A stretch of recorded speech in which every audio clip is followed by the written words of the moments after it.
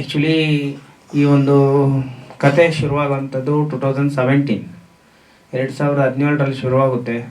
ಅದು ಒಳ್ಳೆಯ ಒಂದು ಸುಖಾಂತ್ಯ ಕಾಣುತ್ತೆ 2023ರಲ್ಲಿ.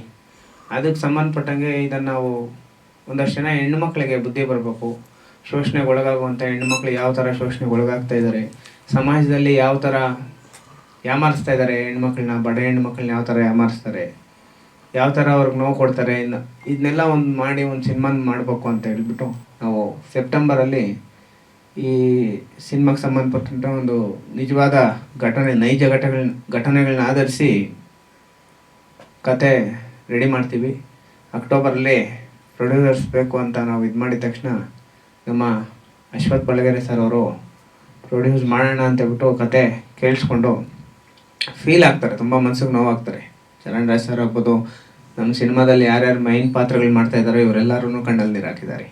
ಈಗ ಒಂದು ಕತೆನ ಕೇಳಿಸ್ಕೊಂಡೇನೆ ಈ ಸಿನಿಮಾನ ನಾವು ನಮ್ಮ ಕೋಲಾರ ಜಿಲ್ಲೆಗೆ ಮಾತ್ರನೇ ತೋರಿಸೋದು ಬೇಡ, ಕರ್ನಾಟಕದಾದ್ಯಂತ ಈ ಸಿನಿಮಾ ಒಂದು ಒಳ್ಳೆ ನೇಮ್ ಆಗಲಿ, ನಮ್ಮ ಒಂದು ಚಿತ್ರಕ್ಕೆ ಒಂದೊಳ್ಳೆ ಹೆಸರು ಬರಲಿ. ನಾವು ಸಣ್ಣ ಪುಟ್ಟ ಖರ್ಚು ಮಾಡಿ ಸಿನಿಮಾನ ಮಾಡೋದು ಬೇಡ, ಅದೆಷ್ಟೇ ದುಡ್ಡಾಗಲಿ ಎಷ್ಟೇ ಬಜೆಟ್ ಆಗಲಿ ದೊಡ್ಡ ಮಟ್ಟಕ್ಕೆ ಮಾಡೋಣ, ದೊಡ್ಡ ಆ್ಯಕ್ಟ್ರೆಸ್ನೆಲ್ಲ ಹಾಕ್ಕೊಂಡು ಮಾಡೋಣ, ಓಡೋಗಿದ್ದೇನು ಅಂತೇಳ್ಬಿಟ್ಟು ನಮ್ಮ ಸಿನಿಮಾ ನಿರ್ಮಾಪಕರಾದಂಥ ಅಶ್ವಥ್ ಬಳ್ಳಗೆರೆ ಸರ್ ಅವರು ಈ ಸಿನಿಮಾಗೆ ಒಂದು ಒಳ್ಳೆ ರೂಪನ ತಂದು ಕೊಟ್ಟಿದ್ದಾರೆ.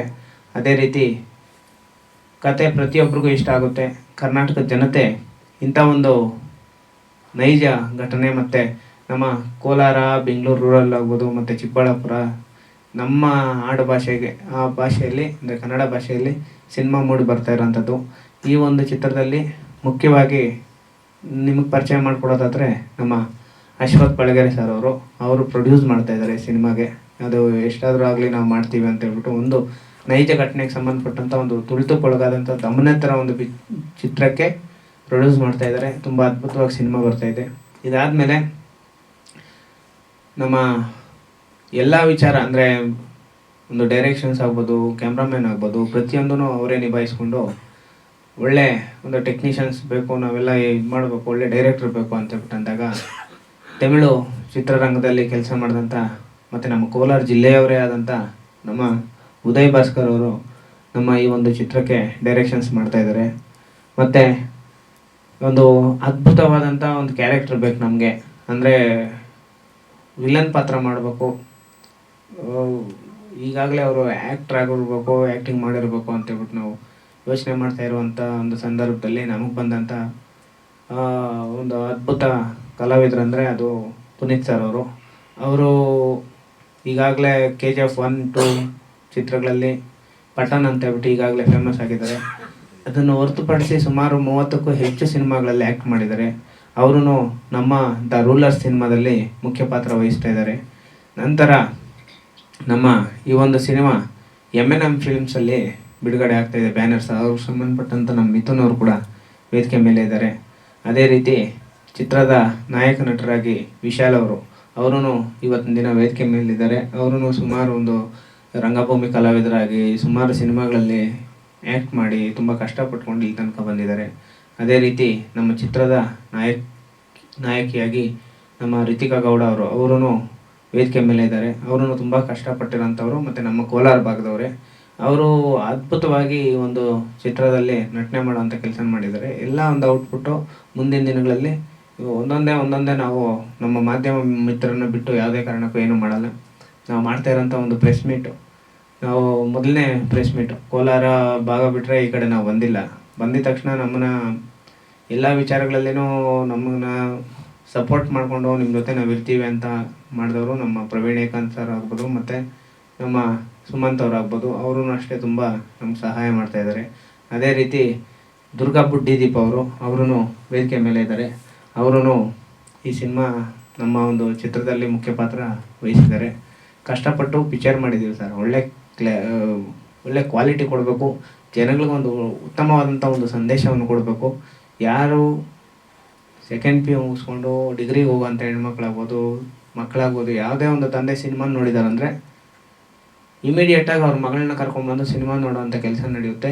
ಇಂಥ ಒಂದು ಒಳ್ಳೆ ಕಂಟೆಂಟ್ ನಾವು ಕೊಟ್ಟೇ ಕೊಡ್ತೀವಿ ಸರ್. Thank you sir. ಅಂದರೆ ನಾನು 151 ಇಂಟರ್ಕ್ಯಾಸ್ಟ್ ಮ್ಯಾರೇಜಸ್ ಮಾಡಿಸಿರ್ತೀನಿ sir. This is a record. Overall ವರ್ಲ್ಡಲ್ಲೇ ನಾನು ಒಬ್ಬನೇ ಮಾಡಿಸಿರೋದು ಸರ್. 338 ಹೋರಾಟಗಳು ಮಾಡಿದ್ದೀವಿ ಸರ್. 338 ಯಶಸ್ವಿನೇ, ಯಾವುದರಲ್ಲಿ ಸೋತಿಲ್ಲ.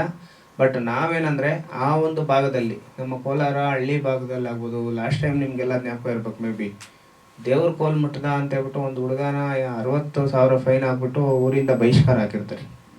ಈ ವಿಚಾರ ನಿಮ್ಮ ಎಲ್ಲ ಪತ್ರಿಕಾ ಮಾಧ್ಯಮಗಳಲ್ಲಿ ಬರ್ತಾರೆ. ಆ ಒಂದು ವಿಚಾರವಾಗಿ ನಾವು ಅವ್ರಿಗೆ ನ್ಯಾಯ ಕೊಡಿಸಿದ್ದಕ್ಕೆ ರಾಹುಲ್ ಗಾಂಧಿ ಅವರು ನಮ್ಮನ್ನು ಕರೆದು ಒಂದು ಪ್ರಶಂಸೆ ಹೇಳೋಂಥ ಕೆಲಸ ಮಾಡ್ತಾರೆ. ಅಂಥ ಹೋರಾಟಗಳು ಸುಮಾರು 338 ಹೋರಾಟ ಮಾಡಿದ್ದೀವಿ, ಎಲ್ಲದರಲ್ಲಿ ಗೆದ್ದಿದ್ದೀವಿ. ಈ ಒಂದು ವಿಚಾರವಾಗಿ ನನಗೆ ರಾಷ್ಟ್ರೀಯ ಅಂತಾರಾಷ್ಟ್ರೀಯ ಪ್ರಶಸ್ತಿಗಳು, ಡಾಕ್ಟ್ರೇಟು ಇಂಥದ್ದೆಲ್ಲ ಸುಮಾರು ಬಂದಿದೆ ಸರ್. ಡಾಕ್ಟ್ರೇಟ್ ಕೊಟ್ಟಿದ್ದು ಯಾರು? Columbia University sir. ಹೌದು ಸರ್. ನಮಗೆ ಈ ನಮ್ಮ ಭಾಗದಲ್ಲಿ, ನಮ್ಮ ಕರ್ನಾಟಕ ಭಾಗದಲ್ಲಿ ಒಂದಷ್ಟು ಸಂಸ್ಥೆಗಳು ನಮ್ಮನ್ನ ಗುರುತಿಸ್ತೇ ಇರ್ಬೋದು.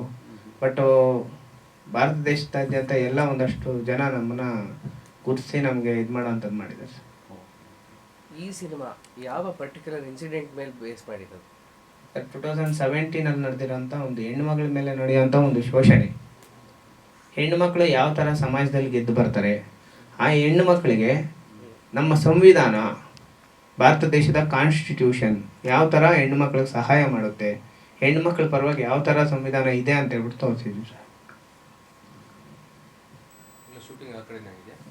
ಸರ್ ಕೋಲಾರ ಮತ್ತು ಬೆಂಗಳೂರು ಗ್ರಾಮಾಂತರ, ಚಿಕ್ಕಬಳ್ಳಾಪುರ 3 ಕಡೆ ಮಾಡಿದ್ದೀವಿ ಸರ್. ಮತ್ತೆ ಅವರೇನೋ ಒಂದು ಹೇಳ್ತಾರೆ, ಕೌಂಟರ್ ಕೊಡ್ತಾರೆ ಫೈನಲಲ್ಲಿ. ಲವ್ ಮಾಡುವಾಗ ಜಾತಿ ಅದು ಇದು ಅಂಥದ್ದೆಲ್ಲ ಕಾಣಿಸಲ್ಲ. ಬಟ್ ಅದು ಲವ್ ಒಂದು ಹಂತಕ್ಕೆ ಬಂದು ಮ್ಯಾರೇಜು ಅದು ಇದು ಅಂತ ಹೇಳ್ಬಿಟ್ಟು ಬಂದಿದ ತಕ್ಷಣ ಫಸ್ಟು ಕಾಣಿಸೋದನ್ನೇ ಕ್ಯಾಸ್ಟು. ಅಂದರೆ ಯಾವ ಥರ ಬರೀ SC-ಗಳಿಗೆ ಮಾತ್ರ ಶೋಷಣೆ ಆಗುತ್ತಾ? ಆಗಲ್ಲ. ಒ ಬಿ ಸಿನ ಅಂದರೆ SC-ನ OBC ಅವರು ಒಪ್ತಾ ಇರ್ತಾರೆ, OBC-ನ ಜನರಲ್ಸ್ ಒಪ್ತಾ ಇರ್ತದೆ, ಜನರಲ್ಸ್ನ ಅವ್ರಿಗಿಂತ ಮೇಲೆ ಕ್ಯಾಸ್ಟ್ ಯಾರಿದ್ದಾರೆ ಇವ್ರು ಒಪ್ತಾ ಇರ್ತಾರೆ. ಅಂದರೆ ಕ್ಯಾಸ್ಟ್ ಅನ್ನೋ ಒಂದು ಎಲ್ಲರೂ ಎಲ್ಲೋ ಒಂದು ಕಡೆ, ಎಲ್ಲ ವ್ಯಕ್ತಿಗಳಿಗೂ ಎಲ್ಲ ಒಂದು ಕಡೆ ಕ್ಯಾಸ್ಟ್ ಅನ್ನೋ ಒಂದು ಸಿಸ್ಟಮ್ ಅಡ್ಡ ಬಂದು ತೊಂದರೆ ಆಗ್ತಾನೆ ಇರುತ್ತೆ. ಇದಕ್ಕೆ ಸಂಬಂಧಪಟ್ಟಂಗೆ ನಾವು ಯಾವ ಜಾತಿ ಏನಾಗಿದೆ ಇವೆಲ್ಲ ತೋರಿಸಿಲ್ಲ. ಬಟ್ ಬಡವರು ಶ್ರೀಮಂತರು, ಅಂದರೆ ಬಡ ಹೆಣ್ಣು ಮಕ್ಕಳು ಸಮಾಜದಲ್ಲಿ ಯಾವ ಥರ ಜೀವನ ಮಾಡಬೇಕು, ಲವ್ ಮಾಡೋವಾಗೆಲ್ಲ ತುಂಬ ಚೆನ್ನಾಗಿರುತ್ತೆ. ಅದು ಮದುವೆ ಅನ್ನೋ ಒಂದು ಸಿಚುವೇಶನ್ಗೆ ಬಂದಿದ ತಕ್ಷಣ ಎಂಥ ಸಮಸ್ಯೆಗಳು ಫೇಸ್ ಮಾಡಬೇಕಾಗುತ್ತೆ. ಇದಕ್ಕೆ ಸಂಬಂಧಪಟ್ಟಂಗೆ ಸಿನಿಮಾ ಮಾಡಿದ್ವಿ.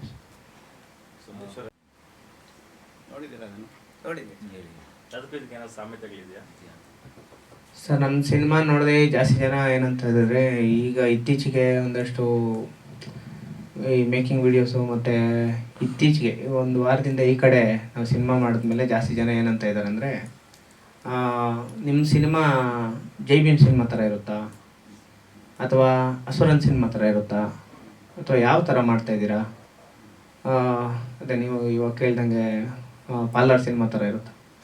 ಸರ್ ಯಾವ ಸಿನಿಮಾಗೂ ನಮ್ಮ ಸಿನಿಮಾ ಕಂಪ್ಯಾರಿಸನೇ ಇಲ್ಲ ಸರ್. ನಮ್ಮ ಸಿನಿಮಾ ಡಿಫ್ರೆಂಟ್ ಸ್ಟೋರಿ. ಕಾನ್ಸ್ಟಿಟ್ಯೂಷನು ಒಂದು ಹೆಣ್ಣುಮಗಳ ಪರವಾಗಿ ನಿಂತ್ಕೊಂಡ್ರೆ, ಸಂವಿಧಾನ ಒಂದು ಹೆಣ್ಣುಮಗಳ ಪರವಾಗಿ ನಿಂತ್ಕೊಂಡಾಗ ಸಂವಿಧಾನನ ಪರಿಪಾಲನೆ ಮಾಡೋರು ಅದನ್ನ ಕರೆಕ್ಟಾಗಿ ಮಾಡಿದಾಗ, ಹೆಣ್ಮಕ್ಳ ಪರವಾಗಿ ಶೋಷಣೆಗೊಳಗಾದವರು ಒಂದು ಪರವಾಗಿ ಕಾನೂನು ನಿಂತ್ಕೊಂಡಾಗ ಅದರ ಪವರ್ ಏನು ಅಂತ ಹೇಳ್ಬಿಟ್ಟು ಒಂದು ಸಿನಿಮಾದಲ್ಲಿ ನೋಡ್ತಾರೆ ಸರ್. ಏನಂದರೆ ನಡೀತಾ ಇರೋದು ಮಾತಾಡೋಣ, ಆಗಿರೋದು ಬೇಡ. ಈಗ ಟೀಸರ್ ನೋಡಿದ್ರಲ್ಲ, ನಿಮಗೆ ಯಾವ ಥರ ಇತ್ತು ನೋಡಿದಾಗ?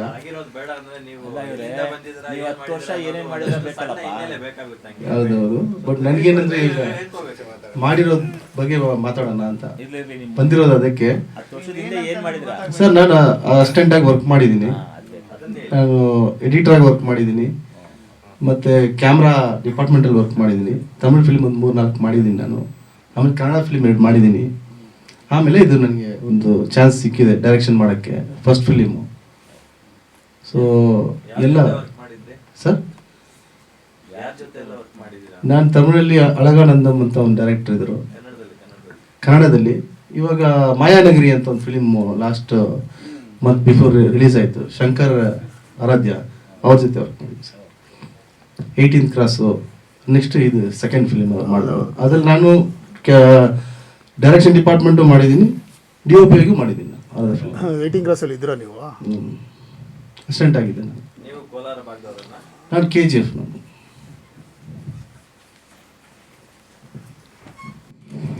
ಬರೀ ದುಡ್ಡು ಕೊಡೋದು. ತುಂಬಾ ಅದ್ಭುತವಾಗಿ ಮಾತಾಡಿದ್ರಿ ಸರ್. ಖಂಡಿತ. ನಾನು ಎಲ್ಲೂ ಇದಿಲ್ಲ, ನಾನು ಮುಖಪರಿಚಯ ಯಾರಿಗೂ ಇಲ್ಲ. ಕೆಲಸಗಳು ಮಾಡಿದ್ದೀನಿ. ಏನೇ ಕೆಲಸ ಇರಲಿ ಪ್ರತಿಯೊಬ್ಬನು ಬೆನ್ನು ತಟ್ತೀನಿ. ಆ ಕಾನ್ಸೆಪ್ಟು ಮೊದಲಿಂದ ಬಂದಿರೋ ನಮ್ಮ ಮನೆಯಿಂದ ಪದ್ಧತಿ ಪ್ಲಸ್ ನಮ್ಮ ಹಳ್ಳಿನಲ್ಲಿ ಇರೋ ಗುಣ. ಈ ಸಿನಿಮಾಗೆ ಏತಕ್ಕೆ ಈ ಪ್ರೊಡ್ಯೂಸರ್ ಆಗಿದ್ದಾರೆ ಅದೇ ಕ್ವಶನ್ನು ನಮ್ಮ ಭಾಗದಲ್ಲೂ ಕೂಡ ನನಗೆ ಕೇಳಿದ್ದಾರೆ. ಯಾಕಂದರೆ ನಾನು ಹೋಗ್ತಾ ಇರೋದು ನನ್ನ ಏಜ್ ಹುಡುಗರು ಮತ್ತು ನನಗಿಂತ ಕೆಳಗಿರೋ ಏಜರ ಹತ್ರ ಹೋಗಿ ನಾನು ಸ್ನೇಹ ಮಾಡಲಿಲ್ಲ. ಬೆಳಗ್ಗೆ ಎದ್ದರೆ ವಾಕ್ ಮಾಡಿಕೊಂಡು ಆಚೆ ಬಂದರೆ, ಇಲ್ಲಾಂದರೆ ಒಂದು ಕಾಫಿ ಕುಡಿಯೋದಕ್ಕೆ ಒಂದು ಟೀ ಅಂಗಡಿಗೆ ಹೋಗ್ತೀನಿ. ಎಲ್ಲ ವಯಸ್ಸಾದವರು ಇರ್ತಾರೆ. ಅವರು ಹಳೆ ಕತೆ ಪ್ಲಸ್ ಅವ್ರು ನಡ್ಕೊಂಬಂದಿರೋರು, ಅವ್ರು ಬೆಳ್ಕೊಂಬಂದಿರೋದು, ಅವ್ರು ಕೂಲಿ ಮಾಡಿರೋದು, ಅದನ್ನು ಕೇಳೋದೇ ನನ್ನ ಹವ್ಯಾಸ. ಸುಮಾರು ಇದು ಒಂದು 25-26 ವರ್ಷದಿಂದ ಈ ಹವ್ಯಾಸಗಳು ನನಗೆ. ಮತ್ತು ಮೂಲ ರೈತ ನಾನು. ಮೊದಲಿಂದನೂ ರೈತನೇ, ಈಗಲೂ ರೈತನೇ. ಲಾಸ್ಟ್ ಟೈಮಲ್ಲಿ ಒಂದು ನಮ್ಮ ಒತ್ತೂರು ಭಾಗದಲ್ಲಿ ಸಣ್ಣ ಮೀಡಿಯಾ ತೊಗೊಂಬಂದು ನನ್ನ ಇಂಟ್ರ್ಯೂ ಮಾಡಿದ್ರು. ನನ್ನ ಜೊತೆಲಿ ಹಾಸ್ಟೆಲ್ ಇದ್ದ ಹುಡುಗ ಅವನು ನನಗೆ ಅಚ್ಚುಮೆಚ್ಚು. ಯಾಕಂದರೆ ಹಾಸ್ಟೆಲ್ನಲ್ಲಿ ಇರಬೇಕಾದ್ರೆ ಸೆಕೆಂಡ್ ಶೋ ಬಂದ್ಬಿಟ್ಟು 10 ಗಂಟೆಗೆ ಕೆಲವರೆಲ್ಲ ಊಟ ಮಾಡ್ತೀರಾ ಸಿನಿಮಾಗೆ ಹೋಗ್ಬಿಡ್ತಾಯಿದ್ರು. ನಾನು ಗಲಾಟೆ ಮಾಡ್ತಾ ಇದ್ದೆ, ಅವ್ರು ಬರ್ತಾರಪ್ಪ 2 ಗಂಟೆ ಬರ್ತಾರೆ, ಅಲ್ಲಿ ಟ್ಯೂಷನ್ ಇದೆ, ಅಲ್ಲಿ ಒಂದು ಸ್ಪೋರ್ಟ್ಸ್ ಇದೆ, ನೋಡೋಕೆ ಹೋಗಿದ್ದಾರೆ ಅಂತೇಳಿ ವಾರ್ಡನ್ ಹತ್ರ ಗಲಾಟೆ ಮಾಡಿ ನಾನು ಊಟ ಇಡಿಸ್ತಾ ಇದ್ದೆ. ಬಂದು ಸಾಂಬಾರೆಲ್ಲ ಬಿಸಿ ನಾನೇ ಮಾಡಿಕೊಡ್ತಾ ಇದ್ದೆ. ಅಂಥ ಹುಡುಗ ನನ್ನ ಇಂಟ್ರ್ಯೂ ಮಾಡ್ದ. ನಾನು ಏನು ಮಾತಾಡ್ಬೇಕಂತ ನನಗೆ ಗೊತ್ತಾಗಲಿಲ್ಲ. ಆಮೇಲೆ ಹೇಳಿದೆ, ಅಶ್ವಥರೇ ಅಂದರೆ ಅವರು ಯಾವತ್ತು ಅಣ್ಣ ಅಂತಾದ್ರು, ವಿಡಿಯೋನಲ್ಲಿ ಅವತ್ತು ಅಶ್ವಥರೇ ಅಂತಂದರು. ನನಗೆ ತುಂಬ ಖುಷಿ ಆಯಿತು. ವಾವ್, ಏನು ಮಾತೆಲ್ಲ ಚೇಂಜ್ ಆಗಿದೆಯಲ್ಲ, ಒಳ್ಳೆ ಹುಡುಗ ಅಂತೆಲ್ಲ ನನಗೆ ಇಂಟ್ರ್ಯೂ ಮಾಡಿದಾಗ ನಾನು ಹೇಳಿದೆ, ನೋಡಪ್ಪ ನನ್ನ ಕೆಲಸ ತೋಟ ಆಯಿತು, ಆಫೀಸ್ ಆಯಿತು, ಮತ್ತು ಮನೆ ಆಯಿತು, ಹಂಗಿದ್ದೆ. ಈ ಪ್ರೊಡ್ಯೂಸರ್ ಆಗಿರೋದು ನಿನಗೆ ಯಾರು ಹೇಳಿದ್ದು ಅಂತಂದರು. ಇಲ್ಲ, ಸಂದೇಶ್ ಸರ್ದು ಪೇಜ್ ನೋಡಿದೆ. ಓಕೆ ಓಕೆ ಓಕೆ ಗೊತ್ತಾಯ್ತಲ್ಲ ಅಂದ್ಕೊಂಡು ಇದ್ದಾಯಿದೆ. ಮತ್ತು ನಾನು ಈ ಪ್ರೊಡ್ಯೂಸರ್ ಆಗೋದಕ್ಕೆ, ಈ ಸಿನಿಮಾ ಇಷ್ಟ ಆಗೋದಕ್ಕೆ ಕಾರಣ ಇದೆ. ಇವ್ರ ಪೇಜ್ ನೋಡ್ತಾ ಇದ್ದೆ. ಸುಮಾರು 6-7 ವರ್ಷದಿಂದ ಇವ್ರ ಪೇಜ್ ನೋಡ್ತೀನಿ. ಒಂದು ಹ್ಯಾಡ್ ಬಂದಿತ್ತು, ಈ ಸಿನಿಮಾಗೆ ನಿರ್ಮಾಪಕರು ಬೇಕು ಅಂತ ಹೇಳಿ. ಇವ್ರ ನಂಬರ್ ಇತ್ತು ನನ್ನ ಹತ್ರ. ಸರಿ ಫೋನ್ ಮಾಡಿದಾಗ 1-2 ದಿವಸ ಸಿಗಲ್ಲ ಅಂತ ಹೇಳಿದ್ರು. ಯಾಕಂದರೆ ಮೈಸೂರು ಕಾರ್ಯಕ್ರಮದಲ್ಲಿ 1-2 ದಿವಸ ಬ್ಯುಸಿ ಇದ್ದರು. 3ನೇ ದಿವಸ ಫೋನ್ ಮಾಡಿದಾಗ ನನಗೆ ಮುಂಚೆ ಒಂದು 5 ನಿಮಿಷ ಮುಂಚೆ ಕಾಫಿ ಡೇನಲ್ಲಿ, ನರಸಾಪುರ ಕಾಫಿ ಡೇನಲ್ಲಿ ವೆಯ್ಟ್ ಮಾಡಿದ್ರು. ನಾನು ಹೋದ ತಕ್ಷಣ ನೋಡಿ ಖುಷಿ ಆಯಿತು. ಆಮೇಲೆ ಕೂತ್ಕೊಂಡು ಆ ಸ್ಟೋರಿ ಸ್ಟಾರ್ಟ್ ಮಾಡಿದ್ರು. ನಮ್ಮದೇ ಆದಂಥ ಒಂದು ಕಾರಲ್ಲಿ ನಮ್ಮ ಡ್ರೈವರ್ಗೆ ಹೇಳಿದೆ, ಒಂದು ಪೇಪರ್ ತೊಗೊಂಬರ ಅಂತೇಳಿ. ತೊಗೊಂಬಂದಾಗ ಒಂದು ಪೆನ್ನು ಮತ್ತು ಅದೇ ನಮ್ಮ ಕಾರ್ನಲ್ಲಿ ಇದ್ದಿದ್ದು ಒಂದು ಪೇಪರಲ್ಲಿ ಅದನ್ನು ಸ್ಟಪ್ ಅಂತ ಹೇಳ್ತಾ ಇದ್ದರೆ ನನಗೆ ಕಣ್ಣಲ್ಲಿ ನೀರು ಬಂದ್ಬಿಟ್ಟು, ನನ್ನ ಕಣ್ಣಲ್ಲಿ ನೀರು ಬರೋದು ನೋಡ್ಬಿಟ್ಟು ಇವರು ಬರಿತಾ ಇದ್ದವರು ನಿಲ್ಲಿಸ್ಬಿಟ್ಟು ಪೆನ್ ಕೆಳಗಡೆ ಬಿಟ್ಟರು ಪೇಪರ್ ಮೇಲೆ. ಆಮೇಲೆ ನನ್ನ ಕೈಲಿ ಆ ಸ್ಟೋರಿ ಮತ್ತು ಅದು ನಾನು ಓದಿದ್ದೆ. ನಾನು 2017 ಒಂದು 8 ಪೇಪರಲ್ಲಿ ಬಂದಿತ್ತು. ನಾನು ಸ್ಟೋರಿ ಓದಿದ್ದೆ. ಇವ್ರು ಹೇಳ್ತಾ ನಾನು ಪೇಪರ್ ಓದೋ ಗಮನಿಗೆ ಹೋಗ್ಬಿಟ್ಟಿತ್ತು ನನಗೆ. ಆಗ ಸರಿ ಅಂತೇಳಿ ಅವರು ಸ್ಟಾಪ್ ಆದಾಗ ಸರಿ ಮತ್ತೆ ನಾನು ಕಣ್ಣು ಒರೆಸ್ಕೊಂಡು ಮತ್ತೆ ಹೇಳಿದಕ್ಕೂ ನನಗೆ ಮತ್ತೆ ಕಣ್ಣಲ್ಲಿ ನೀರು ಬಂತು. ನೀರು ಬಂದಾಗ ಇವರು ನಿಲ್ಲಿಸ್ಬಿಟ್ರು. ಇವರು ಪೆನ್ನು ನಿಲ್ಲಿಸ್ಬಿಟ್ರು, ಮತ್ತು ಅವರು ಮಾತಾಡೋದು ನಿಲ್ಲಿಸ್ಬಿಟ್ರು. ನನ್ನ ಮುಖನೇ ನೋಡ್ತಾ ಇದ್ರು. ಸರಿ, ಆಮೇಲೆ ನಾನು ಒಂದೇ ಮಾತು ಹೇಳಿದೆ, ಸಿನಿಮಾ ಮಾಡಿ ಎಷ್ಟಾಗುತ್ತೆ ನಾನು ಸಪೋರ್ಟ್ ಮಾಡ್ತೀನಿ, ನಾನು ಇದ್ದೀನಿ ಅಂತ ಹೇಳ್ಬಿಟ್ಟು ಎದೆ ಮೇಲೆ ಕೈ ಇಟ್ಟೆ ಅಷ್ಟೆ. ಆಮೇಲೆ ನಿಂತ್ಕೊಂಡ್ರು, ಥ್ಯಾಂಕ್ಸ್ ಕೊಟ್ಟರು. ನನಗೆ ತುಂಬ ಖುಷಿ ಆಯಿತು. ಯಾಕಂದರೆ ನೈಜ ಘಟನೆ ಓದೋದು, ನೈಜ ಘಟನೆ ಕಿವಿ ಕೇಳೋದು ಅದೇ ಹವ್ಯಾಸ ಮೊದಲಿನಿಂದ ಒಂದು 25-26 ವರ್ಷದಿಂದ ಬಂದಿರೋ ಅಭ್ಯಾಸ. ಈಗಲೂ ನೈಜ ಘಟನೆ ಎಲ್ಲನ ನಡೆದಿದೆಯಾ ಆ ವಿಷಯ ಕೇಳ್ಕೊಬೇಕಾ? ನಾನು ಈಗಲೂ ಹಳ್ಳಿ ಭಾಗ ಹೋಗ್ತೀನಿ. ಹಳ್ಳಿ ಭಾಗದಲ್ಲಿ ಹಳ್ಳಿ ಭಾಗದಲ್ಲಿ ಹೋದಾಗ ಒಂದು ಸಣ್ಣ ಪಣ್ಣ ನಾನು ರಿಯಲ್ ಎಸ್ಟೇಟ್ ಮಾಡ್ತಾ ಇದ್ದೀನಿ. ಆ ಜಾಗನ ಆ ಹಳ್ಳಿ ಭಾಗದಲ್ಲಿ ತಗೊಳ್ತೀನಿ. ಅದೇ ಹಳ್ಳಿ ಭಾಗದಲ್ಲಿ ಅವರು ಬೆಳ್ಕೊಂಡು ತಿನ್ನೋದಕ್ಕೆ ಆ ಜಾಗ ಕೊಡ್ತೀನಿ. ಇದೇ ನನ್ನ ಹವ್ಯಾಸಗಳು ಅಷ್ಟೇ. ನಾನು ಇನ್ನೊಂದು ಹೇಳೋದಿಲ್ಲ. ಯಾವತ್ತೂ ರೈತ ಆದನು, ಯಾವತ್ತು ಭೂಮಿನಲ್ಲಿ ಎಷ್ಟು ಹಸಿರಿರುತ್ತೋ ಅದೇ ರೈತರು ಮನಸ್ಸು ಅಷ್ಟೇ ಹಚ್ಚ ಹಸಿರು ಅಂತೇಳಿ ನಾನು ಒಪ್ಕೊಳ್ತೀನಿ. ಈ ಸಿನಿಮಾ ಮುಗಿದ ತಕ್ಷಣ ಇನ್ನೊಂದು ಸಿನಿಮಾ ಬರುತ್ತೆ. ಈ ಸಿನಿಮಾ ಮುಗಿದ ತಕ್ಷಣ ಇನ್ನೊಂದು ಸಿನಿಮಾ ಬರುತ್ತೆ. ಅದಕ್ಕೆ ಏನೇನು ತಯಾರಿಗಳು ಮಾಡಬೇಕು ಎಲ್ಲ ಮಾಡ್ತಾ ಇದ್ದೀವಿ. ಬಟ್ ಈ ಸಿನಿಮಾ ಮೈನ್ ನಮಗೆ, ಯಾವುದು ನಾವು ಈಗ ಮಾಡ್ತಾ ಇರೋಂಥ ಸಿನಿಮಾ ತುಂಬ ಇಂಪಾರ್ಟೆಂಟು. ಯಾಕಂದರೆ ಸಮಾಜಕ್ಕೆ ನಾವು ಒಂದು ಮೆಸೇಜ್ ಕೊಡಲೇಬೇಕಾಗಿರೋಂಥ ಒಂದು ಪರಿಸ್ಥಿತಿ ಬಂದಿದೆ. ನೀವೇ ನಿಮ್ಮ ಅಂದರೆ ಸಿನಿಮಾ ನೋಡಿಬಿಟ್ಟು ನೀವೇ ನಿಮ್ಮ ಮಾಧ್ಯಮಗಳಲ್ಲಿ ಈ ಒಂದು ಕಾಲಘಟ್ಟಕ್ಕೆ ಇಂಥ ಒಂದು ಸಂದರ್ಭದಲ್ಲಿ ಈ ಸಿನಿಮಾ ತುಂಬ ಇಂಪಾರ್ಟೆಂಟ್ ಹೆಣ್ಮಕ್ಳಿಗೆ ಅಂತೇಳ್ಬಿಟ್ಟು ನೀವೇ ಪ್ರಸಾರ ಮಾಡೋಂಥ ಕೆಲಸ ನಡೆಯುತ್ತೆ.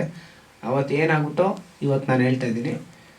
ಇದಕ್ಕೆ ಸಂಬಂಧಪಟ್ಟಾಗೆ ಇಂಥ ಸ್ಟೋರೀಸ್ ಬೇಕು ಅಂತೇಳ್ಬಿಟ್ಟು ಅಂದಾಗ, ಅಂದರೆ ರಿಯಾಲಿಟಿಗಾಗಿ ಒಂದು ಸ್ಟೋರೀಸ್, ಅಂದರೆ ಗೆದ್ದು ಮೆಟ್ಟಿ ನಿಂತ್ಕೊಳ್ತಾರೆ ನೋಡಿ ಸರ್. ಆಮೇಲೆ ಸಮಸ್ಯೆಗಳು ಬಂದಾಗ ಮೆಟ್ಟಿ ನಿಂತ್ಕೊತಾರಲ್ವಾ, ಇಂಥ ಸ್ಟೋರೀಸ್ ನನ್ನ ಹತ್ರ 500+ ಇದೆ ಅದನ್ನೇ ನಾನು ಕೇಳಕ್ಕೆ ಬಂದೆ. ವಿತ್ ಪ್ರೂಫ್ ಸಮೇತ.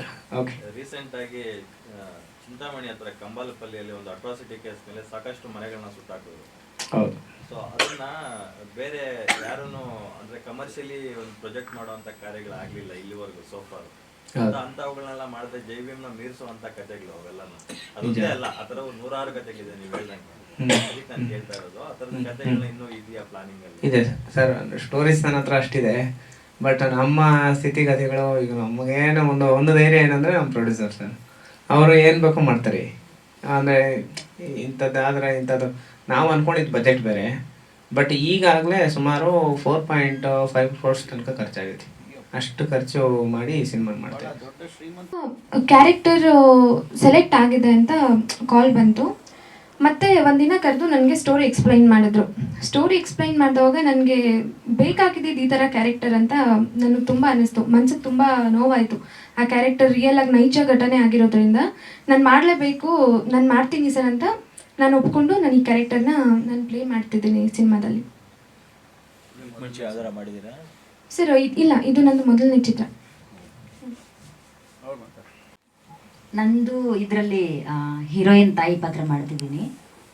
ಅದು ಆ್ಯಕ್ಚುಲಿ ಒಂದು 50+ ಅಷ್ಟು ಏಜಿನ ಕ್ಯಾರೆಕ್ಟರ್. ಅದು ನನಗೆ ಸ್ವಲ್ಪ ಕಷ್ಟ ಆಗ್ತಿತ್ತು ಸ್ಟಾರ್ಟಿಂಗಲ್ಲೆಲ್ಲ. ಅಷ್ಟು ಏಜ್ನ ತಗೊಳ್ಳೋಕ್ಕೆ ಸಿನಿಮಾದಲ್ಲೆಲ್ಲ ಆ್ಯಕ್ಟ್ ಮಾಡಬೇಕಂತಂದರೆ ಭಾಳ ಕಷ್ಟ ಅನಿಸ್ತಿತ್ತು. First day, second day, third day.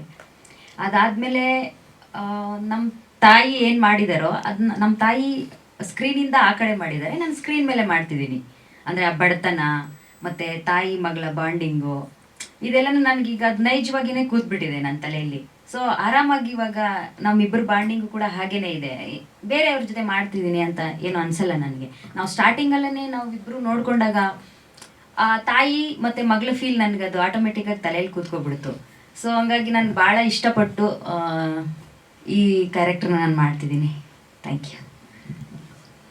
ನಾನು ಬೇಡ ಅಂದೆ. ನಮ್ಮ ಉದ್ದೇಶ ಇಲ್ಲ, ನೀವು ಥಿಯೇಟ್ರ್ ಮಾಡಿದ್ರಿ ಮಾಡಲೇಬೇಕು ಅಂದರು. ಇಲ್ಲ ಸರ್, ಸಿನಿಮಾ ಬೇರೆ ನಾಟಕ ಬೇರೆ ಅಂದೆ. ಆಮೇಲೆ ಏನೊಂದು ಮಾಡಿಸಿದ್ದಾರೆ. ಆಮೇಲೆ ಇದು ಹೇಳಲೇಬೇಕು. ಉದಯಸರು DOP ಜೊತೆ ಡೈರೆಕ್ಷನ್ ಮಾಡ್ತಿದ್ದಾರೆ.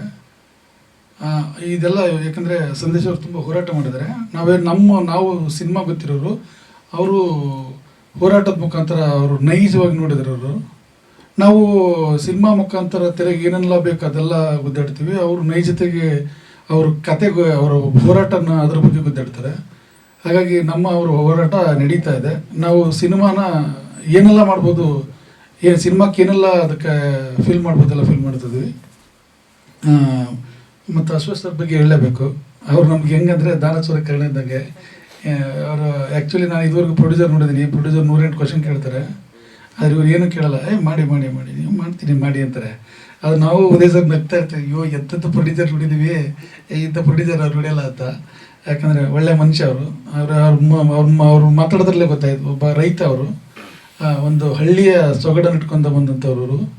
ಅವ್ರಿಗೆ ನಿಷ್ಕಲ್ಮಶ ಮನಸ್ಸು ಅವ್ರದ್ದು, ಯಾರಲ್ಲಿ ಏನಂತ ಹುಡುಕಲ್ಲ, ಇವರು ಕೆಟ್ಟವರು ಇವ್ರು ಒಳ್ಳೆಯವರು ಆ ಥರದ್ದೆಲ್ಲ ಹುಡುಕಲ್ಲ, ತಮ್ಮ ಕೈಲಿ ಏನಾಗುತ್ತೆ ಅದು ಮಾಡ್ತಾರೆ, ಆ ಥರ ಕ್ಯಾರೆಕ್ಟರ್ ಅವರು. ಸಂದೇಶ್ ಅವ್ರ ಬಗ್ಗೆ ಮಾತಾಡಲೇಬೇಕು ನಾವು, ಯಾಕಂದರೆ ನಾವು ಹೋರಾಟ ಮಾಡಿದ್ದಾರೆ, ನಾವು ಕೇಳಿದ್ವಿ, ಅದೆಲ್ಲ ನೋಡಿದ್ವಿ.